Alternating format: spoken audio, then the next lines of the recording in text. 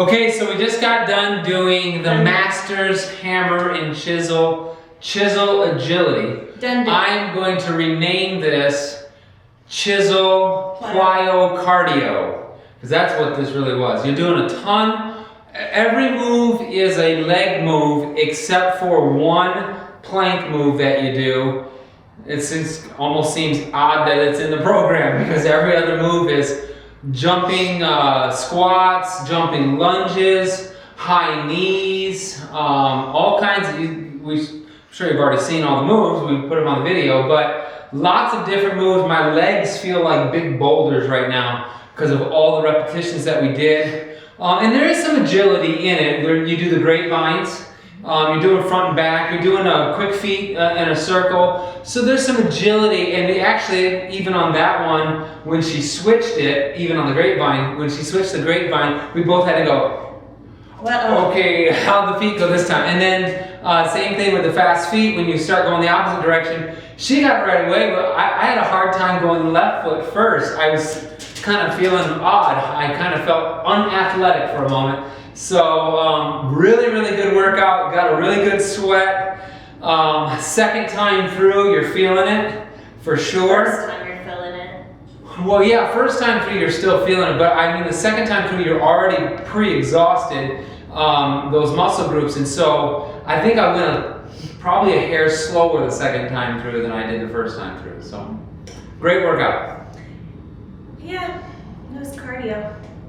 And I don't like cardio, but actually it wasn't too bad. For a cardio kind of type routine, I actually enjoyed this one because there were a little bit of breaks. You just basically do one move for a minute, and then she'd tell you how to do the next one, so you get maybe 10-15 second break in between, and then she does give one water break in between the circuits or something like that. Yeah, just one quick water break. Yeah, it wasn't very long, but I tell you what, we do two ab movements. The one is the plank move, which is basically as Simon says, and then the very first move that you do, which is the high knees, and then the Groucho runs back, which I felt ridiculous doing because it's just not flattering. I think she looked fantastic doing that move. It was ridiculous. So you do high knees forward, and then on the way back you want to do your legs out. So it's like working your lower abs on the way forward and then working your obliques as you come back. And by the end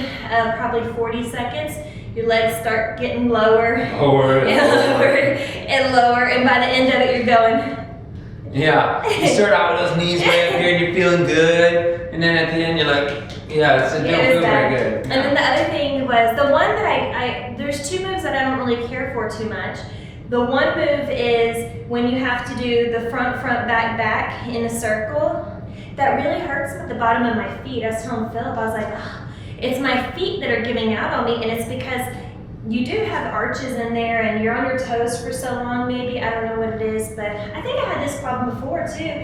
Maybe she has a little plantar fasciitis. Yeah, I think that's what we had said back when, I think it was X3, maybe. That I was Didn't hurt my feet, so I think it's just something with your feet. If you do it and it hurts your feet, let me know. I'm not the only weirdo. But yeah, so that one hurt the arches of my feet. I didn't like that one very much. And the other one that I just totally didn't get, and it almost, you could get hurt. So fair warning right now, I'm being honest. The jumping directional ones? The directional split lunges. Those were, if you don't land exactly right, you could land with your knee going over a little bit too much, like more like, here's your foot. So instead of landing as so, you'll land like this a little bit because you're switching your feet in the air, supposedly. So the first time through, I had a little bit of it. I couldn't do it. I couldn't get the movement right. I wasn't landing right, and I was afraid I was going to injure myself. So the second time through, I actually did this a couple times going, I just don't get it. So the second time through, though, I just did basically almost like a ball step into it, to where I would do a little tiny hop in between and then go down, and that was a lot better. I got a better workout. You had said the same thing. You felt like you got more out of it. I just was standing here thinking, though, what is the purpose about going back and forth? Wouldn't it be just as good just to do the old-fashioned? No, because when you're no. I just got shut out. I'm sorry. Well, no, it's not, because when you're doing this, you're working here in your hands. When you're landing on the side like this, you're engaging the side of your glutes. And that's when I had told you, remember, it's almost like doing a plie squat. Because when you land, you're not landing with exact straight form. So as you jump, you're utilizing more of your outside of your glute to push yourself up and to turn yourself into the opposite direction. So you feel, actually, you should almost look feel like it. you're dancing right there. Yes. You should actually feel it more in your outer glutes when you're doing that than in your quads and up into your hip flexors. I'm just saying. That's just, didn't mean to shut you out. Go ahead, what were you saying? No, that was it. I just was standing here thinking, and my thinking was definitely wrong. So no, I'm just kidding. I was just thinking that because it was challenging. You could definitely get more height. If you were trying to get quads, I guess that would be a better That would be a move. quad movement. That would be more of a quad movement. Where you're doing the other one. Now just stand right here, get into position, jump up, and then turn. Well, but here's the other problem. You got this leg is in front instead of this one. So when you you're jump, using that front leg to push yourself up. Yeah. You see what I'm saying? So you're feeling it more on your side. It's a tough move. Especially after 30 seconds, you're like almost falling on your butt. And that's what I was saying. It's almost so we were kind of doing like a little well, step. It was kind of like raising up and switching, but landing on this foot first and then kind of ducking down into it. And I didn't. I did more of a here, and then I would do almost like a ball chain movement. You're probably getting out of the video, getting too close there. Anyway, it's not a perfect video. It's real life. Anyway, that's all that I had to say. That's kind of, be careful on that one for a warning, because you are tired by the time you get to that one, and if you get sloppy with it, you could hurt yourself. So I would say maybe until you know that you're more advanced and can control it a little bit better, I would say ball step it, do the modification. Yeah, the modifiers, is that what they're doing? Yeah, I wasn't paying they're ball stepping it. So ball step it, which is what I did the second time through because I wasn't about to get injured. It's not cool. And then as you feel more comfortable, then try it. But it's definitely, today's workout is definitely a workout that you can do from a beginner to the most advanced person, because you can just jump higher. Even when you're doing the 180 jumps, man, I thought I'd be like worried about trying to get height and depth more than speed. About 30 seconds into it, I gave up. I was like, no, forget it. I'm just going this low instead of trying to get all the way down, because she'll tell you when you land, make sure that you're landing low into your squat. And I went for the full minute, probably didn't go nearly as low as you did, but I was thinking more cardio. But what happens is that is going to raise your cardio. I mean, you're going to get tired. And by the end, 45 seconds in, my quads then were pretty much on fire and burning still pretty bad. So again, you're still getting the quads. If you're not going quite as low, you are using your quads. Where if you go a little bit lower, you're going to get more of your hamstrings and your glutes involved. I just want big quads. And I want glutes. I want these little babies to grow more. There you go. She wants a big butt. I want a big booty and I cannot lie. No, but other than that, I thought it was a really good one. It was nice because it wasn't over the top. You were able to keep moving the whole time. And if you just, and she does like count you down. Did you notice she counts you down? Yeah, and we did see some of, I'm wearing P90X2, but we saw some P90X3 in this.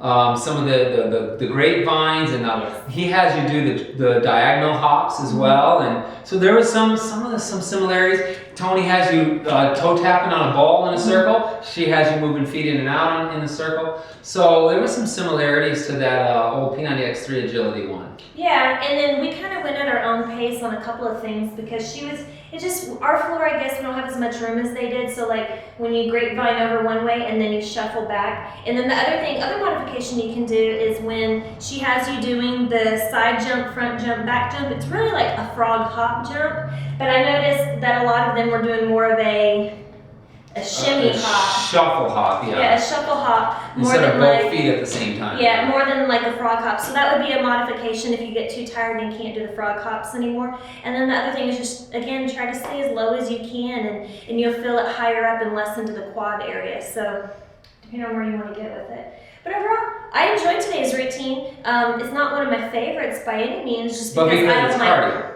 Yes, I was going to say that. Great workout. I liked it. It was a challenging one. We definitely got a good sweat going on. You can always try to push yourself a little bit harder the next time, but it wasn't bad. I feel good. Yeah, and I enjoyed cardio type workouts. A lot of the P90X3, a lot of the Insanity Max 30 or Insanity T25s. So this would rank right in there as one of those that, hey, if you want to get a good 30-minute cardio, this would definitely be one. For sure, for sure. Yep. All right. We will see you tomorrow. I think we repeat a workout tomorrow. I'm not 100% sure, but we did do this a little out of order. Today was supposed to be the off day. Yesterday we were supposed to do this workout, but life gets in the way sometimes. We were out until 9, 10 o'clock at night last night, so we weren't able to get the workout in. We were both dead tired, so we said, let's just take our off day today and move it to Thursday. So that's why it's on Thursday. And you have that flexibility too, as long as you still do your workouts. Yeah, especially if you're bumped right up against an off day, you can either take the off day early or take it off a day. But I know they put it there for a reason, so we try to stick to the schedule. But on a side note, I will say this: I have not gone to the gym one time this week. Yes, I know people have been making comments about how can they know if this program's really good or whatnot because I'm doing both. But last week I felt like I needed to still go to the gym. This week I have not felt like I needed to go to the gym at all, because you do get, my main focus right now is mostly my lower half, I'm plenty big up top. I just need my bottom half to take more shape. But every single day we're hitting back, we're hitting legs every single day. Yeah. Well, today we didn't really hit back, but almost everything else, and those are the 2 areas that I really need to work on more for competition season. So I feel really good about it. 30 minutes, I'm in and out compared to my 2-hour gym routines. Yes. Bye, honey. I'm leaving the house. I'll be back tomorrow. Nice seeing you. So yeah, so just a side note in case y'all are wondering, this second week does intensify for sure. First week, not 100% sold, but as this week I am 100% sold on 98% sold on the routine. On hammer and chisel. As just a great overall. Yeah, I mean, you're looking at it from a competition level. I'm looking at it as just, I just like to maintain what I've been able to attain through Beachbody programs up to this point. This is definitely, I know we're 2 weeks into it now, so I can say, I think I can pretty much say this is definitely a viable program, one that you can pick up. You can probably lose some weight on it. You can probably get some nice lean muscle. You're not going to put on a lot of bulk or anything like that. Don't be fooled by that. But you're going to get an excellent workout. I mean, we've had that one workout where we went. Other than that, they've all been very good. Some better than others, but very good. Like I said, overall, though, the first week wasn't quite to where a more advanced person would be. But it's supposed to be intermediate. Yeah, I know, but I'm just saying there are more advanced people that do want to try new programs like we are, especially other Beachbody coaches and stuff too. Yeah. And so if you can just push through the first week, by the time you get to the second week, you start getting a lot of it. And a lot of our body beast people are out there, and the only reason they're getting hammer and chisel is because of Sagi and because they did body beast. And so a lot of them are like, I want the heavy weightlifting, and he's in it. And so the first week could be a really downer, and you could start second guessing the program, but don't return it. Keep your program, because in the second week, the beast does start picking up weight. Yep. So far, good. We're almost done with week 2. Yeah, we're getting there. All right, we'll see you tomorrow. Bye.